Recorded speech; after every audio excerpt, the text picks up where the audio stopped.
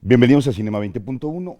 Esta noche, la verdad es que tenemos a un cineasta fundamental en la historia del cine nacional. Un cineasta probablemente, quizás el único, aún completamente al margen de los canales industriales. Alguien que defendió la independencia creativa, formal, política, ideológica a favor del cine. Él es Óscar Menéndez, un cineasta que estudió en Checoslovaquia, es egresado también de la Escuela Nacional de Artes Plásticas de San Carlos y participó activamente en el movimiento del 68. Si se han dado cuenta, aquí en Cinema 20.1, a partir de los 50 años que estamos conmemorando los sucesos del movimiento estudiantil de aquel año, hemos tenido una serie de programas que hablan precisamente del movimiento. Y este programa no podría tener más sentido sin la presencia de Óscar Menéndez, alguien que vivió directamente el movimiento, que a través de documentales fantásticos como 2 de octubre, Aquí México, Únete Pueblo, Historia de un documento, ha hecho sin duda uno de los grandes registros para la historia del movimiento y también para la historia de los movimientos políticos y sociales en nuestro país. Bastaría citar sus trabajos sobre Marcos, sobre el Casino de la Selva, sobre Malcolm Lowry, sobre Juan Rulfo, en fin, un montón de proyectos que tienen que ver con el arte, con la plástica, pero también directamente con la política y con la ideología y con los movimientos sociales. Él es nuestro invitado esta noche aquí en Cinema 20.1 y estamos seguros que lo van a disfrutar.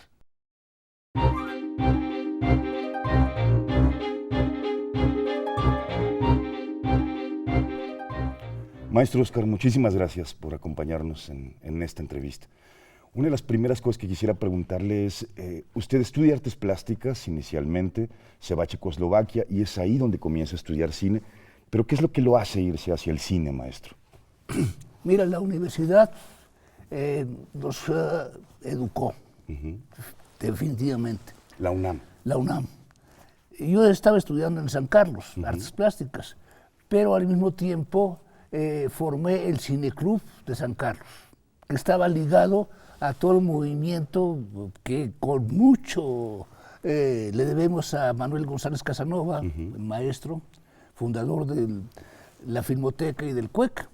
Entonces él hizo todo un sistema en la universidad de los cineclubs, pero los cineclubs eran realmente la gran lección de historia para todo, para toda la universidad. Yo creo que desde que aquí habría investigar un poco por parte de la universidad la función que tuvieron los cineclubs. Formaron a muchísima gente, pero además conocimos el mundo.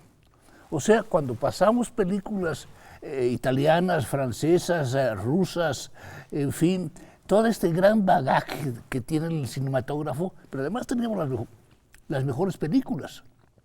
O sea, las películas Nueva Ola Francesa, las películas cubanas. El neorrealismo. Hombre, esto nos inició en el cine. Ver cine es la mejor escuela. Y claro, cuando comenzamos a ver el cine y todo esto, te emociona y dices, bueno, yo cambio las artes plásticas por el cine porque el cine lo dice todo. Está la música, está la literatura, está la historia, está todo, vaya. Está la plástica. La belleza, lo diabólico, en fin, todo está ahí, ¿no? Entonces, bueno, salen las becas por primera vez en México para ir a estudiar a la República Checoslovaca, ¿no? Socialista todavía, ¿no? Desde luego. Entonces, bueno, la universidad, el director de la escuela, un gran maestro que tuve, Roberto Garibay, director de la escuela, y los demás maestros dicen, este cuate hay que mandarlo fuera, está dando mucha lata en la escuela, y me ayudan con la rectoría a conseguir la beca que me da la universidad, $10 mensuales. ¡Guau! Wow. Así es que no se quejen ahora de que están pidiendo las becas más altas, ¿no? Son $10 al mes. Bueno, pues me voy con esa beca, pero bueno, los checos... ¿Y se podía vivir con $10 en Checoslovaquia? No, jamás, ¿no?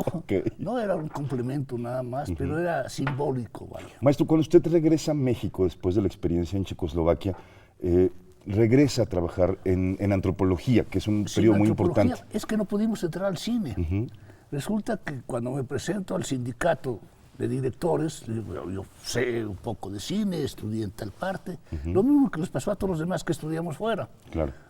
están ustedes negados, no pueden entrar porque está ocupada todas las plazas y se van ustedes al demonio. En ninguna rama podíamos entrar. ¿Tú te imaginas, por ejemplo, en la rama de fotografía, que no pudo entrar nunca Rubén Gámez y no pudo entrar Álvarez Bravo? Y en la de dirección, de directores tampoco pudimos entrar nadie. Nadie podía entrar. Entonces, bueno, esto se rompe hasta los 60, ¿no? 64, por ahí así, 65 ya se hace la primera película fuera del sindicato, que es Los Caifanes. No pudimos entrar, entonces dije, bueno, yo tengo que trabajar en algo, ¿no? Me fui a antropología y realmente me cambió la vida. ¿Por qué? Porque entré a trabajar con Guillermo Gonfil Batalla, el creador de México Profundo, y entiendo el país por dentro. O sea, entro al mundo indígena y dije, no, pues este es otro país. Y empiezo a respetar totalmente nuestras culturas. Yo tenía una educación urbana, pero no conocía yo la raíz, el corazón de México está en el mundo indígena.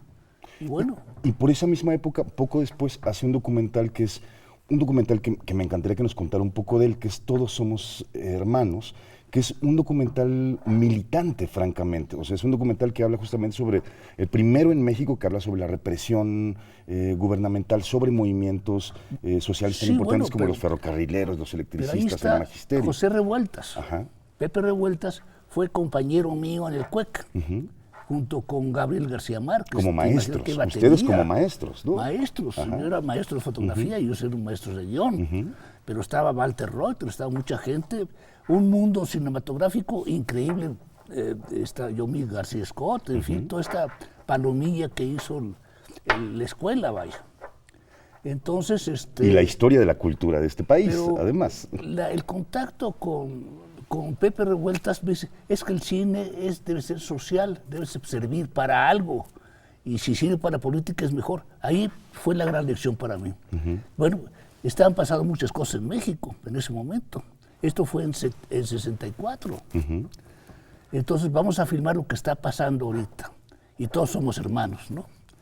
Entonces, bueno, resulta que estaban los presos políticos de los ferrocarrileros, estaba la cuestión del Valle de Cochinos, en fin, había un mundo de cosas que pasaban en México y nadie decía nada. Vamos a hacer una película política totalmente y les hablo a los muchachos del CUEC y comenzamos a hacer la película entre chavos, así, digo, aprendiz de cine, hasta yo ya con cierta experiencia. Montamos la película, después la ve José Revueltas y dice, no, esta es una maravilla, estás contando la historia política de nuestro país, cosa que no se había hecho. O sea, directamente política la película.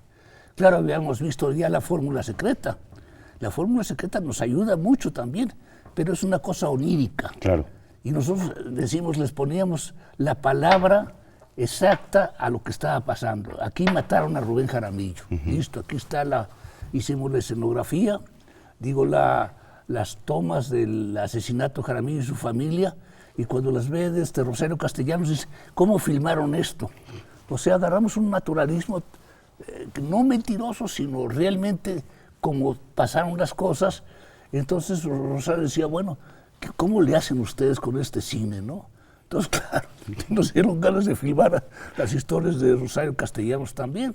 Pero fíjate qué mundo vivíamos con Rosario Castellanos, con José Revueltas, con muchos compañeros, ¿no? Maestro, pocos años después de esa experiencia, llega el año 68, y usted comienza a documentar prácticamente desde el inicio del movimiento estudiantil, en julio y agosto, y hace esta primera pieza fundamental para la historia del documental, pero también para la historia del movimiento, que es Únete Pueblo. Bueno, ¿cómo se lanza a la calle a hacer esto? No, pero lo que pasa es que, mira, estábamos en la asamblea de intelectuales, que eso fue a principios de agosto, aquí en la Che Guevara. Entonces está Leobardo López conmigo, sentados, sus cuates, ¿no? El director del Grito, bueno, sí, después de la asamblea, ¿no?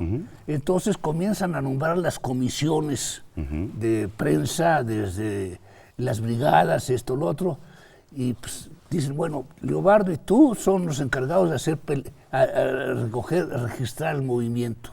Así es que recibimos una orden, vaya. Bueno, pues para mí nos reímos, Leobardo y yo era muy simpático.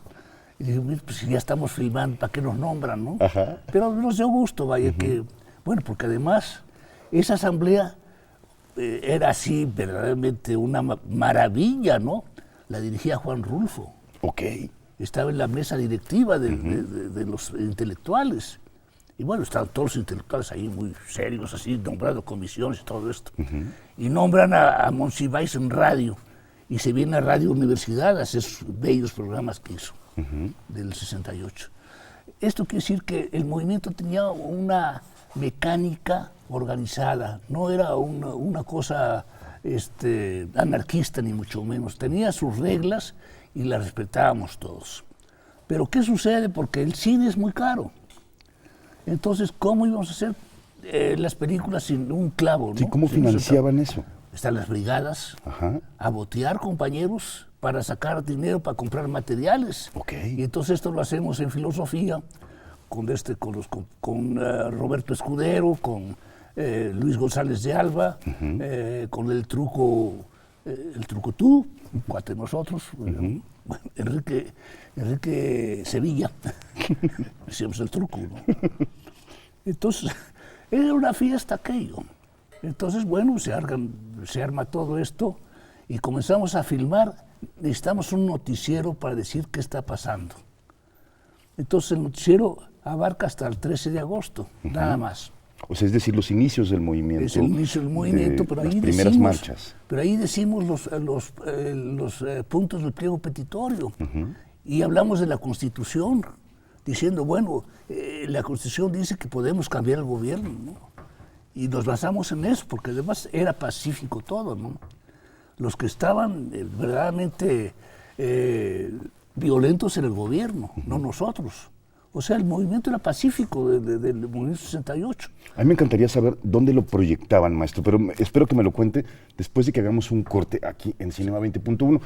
Si se dieron cuenta, estamos hablando con alguien que es de verdad memoria viva de este movimiento y memoria viva de la cinematografía nacional, que es el maestro Óscar Menéndez. Regresamos en un momento aquí a Cinema 20.1.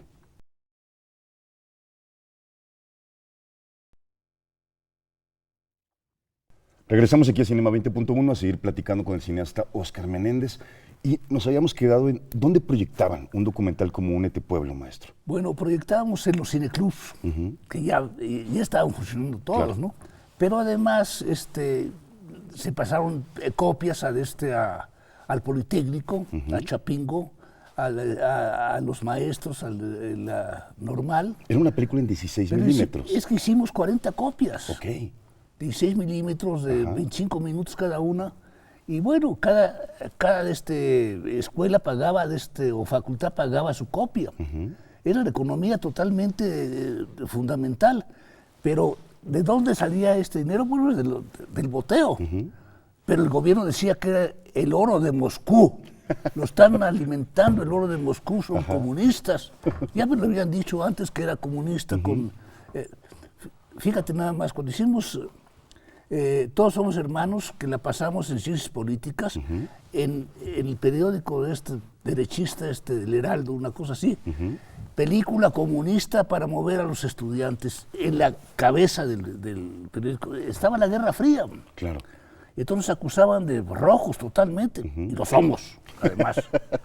Maestro, 2 de octubre aquí en México, que son en realidad 2 películas, son 2 proyectos separados. Una película en 16 milímetros, una película en Super 8. Sí. La presencia de Revueltas en esa película, ¿cómo concibió hacer ese documental? No, bueno, lo que pasa después del 2 de octubre, quedamos devastados. Porque más, me acaba de decir hace un momento que era una experiencia gozosa, el movimiento fue una experiencia gozosa casi todo el tiempo, hasta ese momento, No, hasta supongo. el momento que filmamos lo de 2 de octubre, pues después de la matanza nos quedamos verdaderamente consternados. ¿Usted estuvo ahí ese 2 de octubre? No, pues sí, ahí estuve yo también, ¿no? Pero lo que pasa que cuando vas a buscar a los amigos a la morgue, es una impresión tremenda. Yo creo que pasaron 2 meses después que comenzamos otra vez a tener aire. Bueno, dijimos, bueno, pues todos nuestros compañeros están en la cárcel. Está en la cárcel José Revueltas, está Alberto Castillo, está González de Alba, están todos nuestros Álvarez amigos. Garín, todos. Están en la cárcel. ¿Cómo hacemos para sacarlos? Vamos a hacer una película. Entonces, bueno, el grupo de nosotros era un grupo reducido, pero pues era una cuestión ya secreta, vaya. Era clandestino totalmente lo que estábamos proponiendo, pero los compañeros estaban muy firmes, vaya. Estaba un muy buen líder, Efraín Bermúdez, estaba otro cineasta, Enrique Escalona, en fin. Estaba mi hermano también, que bien duro también, ¿no? Entonces, bueno, comenzamos a planear, ¿y cómo le hacemos? Bueno, vamos a tratar de meter una cámara a Lecumberri. Y entonces comenzaron las pruebas para ver qué senadores se descuidaban para poderlo hacer. ¿De qué tamaño era la cámara? ¿Una cámara de Super 8? Chiquita, ¿no? Era la cámara más barata que encontramos, de Super 8. Y bueno, hasta que encontramos la manera de que nuestras mujeres del grupo, la esposa de Armando Sayas, la músico de María Antonieta Lozano, y el grupo de mujeres, digo, que tenían presos políticos, a estudiar a las senadoras, porque por el lado varonil no podíamos entrar porque te desnudaban. Para entrar a Lecumberri, a ver los presos políticos, también a las mujeres. Pero entonces ellas comenzaron a estudiar la psicología de las guardias, ¿no? Y encontraron que había debilidades en ellas, ¿no? Y encontraron dónde estaba el punto débil para pasar la cámara. Finalmente fue una operación rapidísima, pasaron varias cosas, se tardaron meses hasta encontrar la clave de las celadoras que se pudiera engañarlas. La cámara entra y hay una serie de imágenes. No, la cámara entra en un paquetito muy chiquito, ¿no? Pero las imágenes que se generan allá adentro son imágenes inéditas, imágenes que nadie más tenía. Lo que pasa que ellos ya estaban de acuerdo, estaba Fausto Trejo en la crujía AM, y ahí estaba también Revueltas, y estaba también Alberto Castillo, y estaba el maestro de Gortari. Todos estaban juntos ahí, la cabeza, ahora sí que maciza del movimiento estaba en la AM. La cabeza literal. La cabeza intelectual. Entonces, comencé a mandarles lecciones de cine, así escritas. Bueno, la cámara tiene estas características, hay que moverla así, esto, lo otro. Y total, que ya entró la cámara, la pasaron las mujeres valientemente, porque se las agarran ahí y las meten al bote también, ¿no? Entonces, ya pasa la cámara y comienzan ellos a filmar. Pero yo voy los domingos, el día de visita, a la crujía M a filmar algunas escenas que son pues de cine, ¿no? Totalmente. Y a recoger los rollos, me imagino. Son las rejas, son las caras de ellos, son escenas de cine. Claro. Las demás son escenas que pueden sacar ellos dentro de la prisión, que recorrieron la prisión con la cámara, y bueno, esto da el ambiente carcelario. No es lo mismo filmar clandestinamente que filmar comercialmente. Claro. Porque hay algunos cineastas mexicanos que han hecho películas en la cárcel, como puede ser esta cosa del Apando, que por cierto Revueltas no quería la película, no quería saber nada de la película. Pues dice, bueno, esto no es lo que vivimos nosotros, ni es el Apando. En cambio, la película que hicimos nosotros es de veras.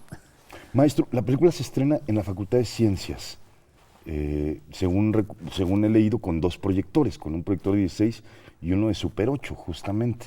¿Cuál es la reacción de la gente cuando ven esta película a principios de los años 70? Cuando fue tremendo, ¿no? Porque se pasa en la Facultad de Ciencias, se pasa la película anunciándola clandestinamente. Okay.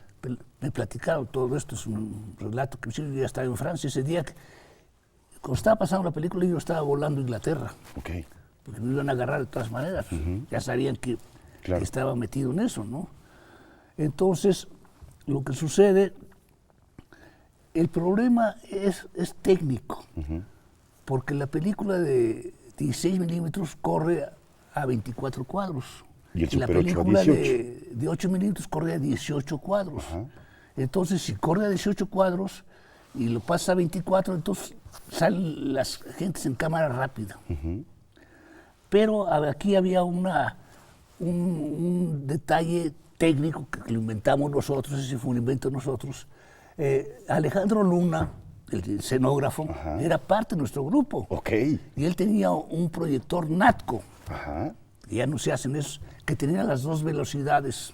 Tenía la velocidad de 24 cuadros y la de 18. Entonces, cuando llega a la parte de la cárcel, se cambia la velocidad y ya corre a 24. Ok. Fíjate nomás que fantástico, ingenioso de nuestra sí, parte. sí. Bueno, las necesidades te hacen ser ingenioso, ¿no? Entonces fue un invento de nosotros. Y bueno, el sonido pasaba en una casetera, eso sí, porque no podíamos meterles el sonido a los 18 cuadros. Claro. Bueno, todo esto había que corregirlo. Usted ha seguido revisitando esos materiales a lo largo de los años, es decir, ha seguido trabajando nuevas versiones. Bueno, de estos hemos hecho versiones ya materiales. más modernas, pero lo que pasa es que teníamos que corregir la filmación, que estaba obviamente pues en muy mal estado técnico, ¿no? Pero la perspectiva ideológica no No, la cambia. perspectiva era pues hacer la película bien, es lo que ocurre aquí en México. Pero entonces, bueno, nos vamos a Europa, digo, huyendo, ni modo, la policía estaba detrás de nosotros. Entonces llegamos a Inglaterra, la BBC, y ven la película y dicen, maravillosa, pero no podemos hacer nada. No hay ningún sistema para cambiar todavía, para pasar un transfer de 24 a 18 cuadros o de 18 cuadros a 24. Se acabó. Vamos a Italia, lo mismo, no podían hacer nada. Y bueno, ya finalmente llegamos a Francia, pero con la carta que nos dan para los presos políticos, para John Paul Sartre. Bueno, sí, pero entonces, bueno, todo estaba organizado de alguna manera, pues como una misión casi suicida, ¿no? Todo esto. Porque además no teníamos un clavo. Nos pasando hambres allá en Europa. Es gacho porque en invierno es muy feo. Claro. Yo sé lo que es el invierno en Europa, ¿no? Pero en fin, pero nos había dado unas cartas un compañero universitario maravilloso, Raúl Cosío Villegas, que era director de Radio Universidad, que tenía obviamente conexiones con Francia, con los intelectuales franceses, y ellos nos conectan con John Paul Sartre, y bueno, le entregamos la carta que nos hacen los prisioneros políticos, Raúl Álvarez Garín y González de Alba. Y González de Alba, y la ve Sartre y dice, ¿cómo está Pepe? Revueltas. Sí, ¿cómo está Pepe Revueltas? Y muy fraternal con nosotros, Sartre, porque quería mucho a México y quería mucho a Pepe, ¿no? Y a los mexicanos y todo esto. Y al movimiento, seguramente. Sí, al movimiento le estaba... Y a la izquierda, En los 70 estaba a la izquierda fuerte. Entonces dice, bueno, sí, los voy a apoyar, desde luego, ¿no? Y entonces habla con el director de la Recherche, de la ORTF, de la Radio Televisión Francesa, pero da la casualidad que este señor, Jean Scheffer, era un héroe nacional en de la Francia. resistencia, ¿no? De la resistencia, había hecho la primera radio clandestina contra los nazis. Era un maquis completo. O sea, sabía de la persecución y sabía de las torturas y le habían matado a mucha gente, y era el director de la sección de investigación de la radio y televisión francesa. Dice, bueno, esto que traen estos mexicanos es una maravilla, porque hacen transmitir un mensaje de los que no pueden transmitir mensaje, y menos en cine, pues han hecho un milagro de película. Que eran los presos políticos, Claro. justamente. Entonces la comparan, el material que llevábamos, con con un condenado a muerte se escapa, Okay. que es una película Sí, de sobre la Bresson, resistencia francesa, fantástica, ¿no? sí, sí. En fin, la elogiaron mucho el material que llevamos el 2 de octubre aquí en México. Pero nos dicen los franceses, no, necesitamos saber qué pasa en México. Así como está la película de ustedes, la entienden los mexicanos, pero nosotros no entendemos nada, ¿no?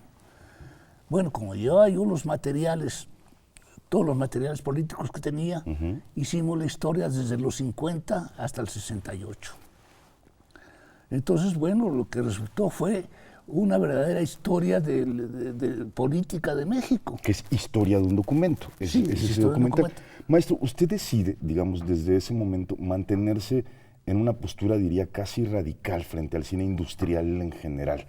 A tantos años, digamos, de mantener justamente esto que decía al principio, como en una trinchera de cine independiente, como en una idea de honestidad y de identidad muy propia para un Pues sí, cineasta pero como lo usted. que pasa es que... ¿Cómo lo ve hoy? O sea, ¿cómo No, lo pero ve hoy a tantos años? te lastima mucho las cosas que pasan en tu país. Por ejemplo, me meten a la cárcel los canallas del PAN en Morelos, porque hacemos una película defendiendo el Casino de la Selva, que era un monumento para nosotros, vaya. Era un lugar, bueno, era un lugar popular, vaya, en el centro de Cuernavaca, para hacer 2 miserables tiendas de Costco. Hazme favor. Eso no puede ser. Estuvimos resistiendo 1 año y al final nos metieron a la cárcel. Pero ¿no? ¿cómo se le hace para resistir tantos años, maestro? Bueno, lo que pasa es la educación que nos dieron, mano. O sea, nos educaron para pensar en la universidad. Yo creo que la universidad nos da todo, mano. Y eso por eso yo celebro tanto a nuestro querido rector, Javier Barrosierra. Él se puso al frente cuando era verdaderamente la defensa de todos nosotros. Aquí hay una ideología. Y entonces resulta que el 68 viene a resultar la gran lección de la democracia en México. Fue una fiesta hasta el 2 de octubre. Entonces, que aprenda López Obrador lo que es la democracia conociendo el 68.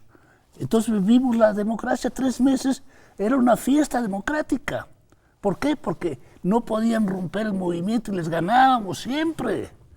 Cuando hacemos la manifestación del silencio, el gobierno quedó en ridículo totalmente porque no podían hacer nada ya. ¿Qué nos van a hacer? Desfilando 300,000 gentes en la marcha, en la manifestación del silencio, el gobierno estaba derrotado ya. Ahí es donde deciden que hay que matar a estos muchachos. A nosotros, vaya. No se vale. Entonces, esta gran lección que dimos la juventud, la generación del 68, tiene que ser aprovechada por esta cosa que dicen que van a ser la democracia en México. ¿Tú crees que van a ser la democracia? A mí me encantaría quedarme justo con eso, con esa gran lección de historia que nos ha dado hoy, esa gran lección de integridad artística y política, que es quizás lo que más admiramos de usted, maestro Óscar Menéndez. De verdad, muchísimas gracias por compartirnos unos pedacitos de historia viva, de verdad, de tener a alguien enfrente que vivió justamente uno de los movimientos más importantes que han ocurrido en este país. Muchas gracias, de verdad. Vámonos ya. Vale. Podríamos seguir platicando muchas Gracias horas. a TVUNAM. No, porque además el maestro Menéndez tiene 1,000,000 de historias y tiene decenas y decenas de películas fantásticas. Así que esto fue apenas una probadita de un testimonio que no queríamos dejar pasar en este año tan importante por lo que significa para nosotros como universidad y también para lo que significa para nosotros como mexicanos. Ahí está. Este fue nuestro Cinema 20.1 con el maestro Óscar Menéndez. Nos vemos por aquí la próxima semana.